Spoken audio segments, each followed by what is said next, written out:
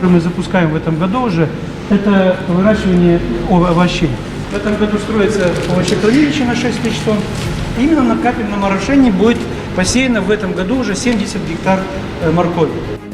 Мы начнем со стейков, если у нас правильно. уже будут стейки, наши местные. Абсолютно правильно, Да, вот потому что имея в наличии одну из лучших пород в стране, акбасов, и не использовать ее в плане переработки уже полуфабрикатов. Этот проект мы планируем Давайте тоже нам запустить до конца года. Надо этот проект, он такой серьезный будет, значимый проект.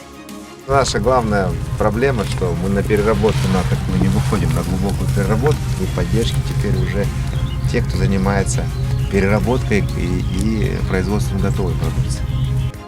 Бар ма бір ерекшелігі басқа технология? Бар ғой. Мысалы роботы.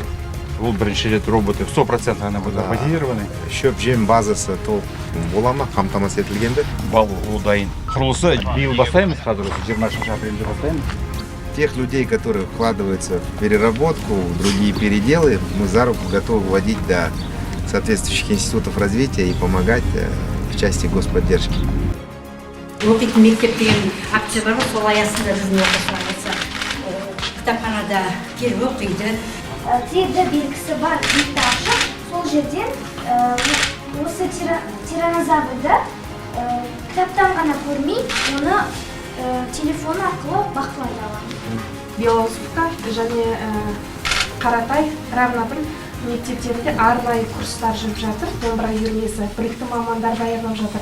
120-дай оқушымыз домбыра үйрену мүмкіндігіне ие болды. Сіздің тапсырмаңыз бойынша бізде барлық мүмкіндіктер жасалды. 2017 жылы Оңтүстік Қазақстан облысынан Солтүстік Қазақстан облысына көші-қон бағдарламасы бойынша көшіп келдім. Қолдау көрсетті ме? Қолдау жақсы көрсетілді. Маған қазіргі таңда барлық жағдай жасалды.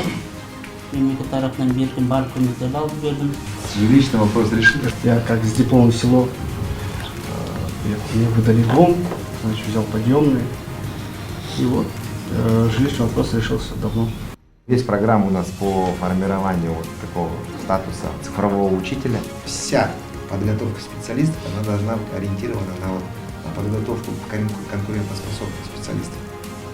И здесь теория и практика, они должны не просто, они должны быть единым целым. Әжемнің әкесі, менің үлкен атам Милевский Максим Иванович, кеңес одағының батыры. Ольга Павловна, здравствуйте, добрый день. Здравствуйте. Хорошо, Ольга Павловна, пришли проведать, но мы здесь по работе приехали. Я читаю теперь, что обращение президента, читаю газеты. Читаете? Читаю. Газета приходит, я не ляжу спать, пока не посмотрю, что я буду читать. И все время читаю. Спасибо за ваш труд. Спасибо. За ваше терпение, за то, что вы вот храните ту историю, которая у нас была,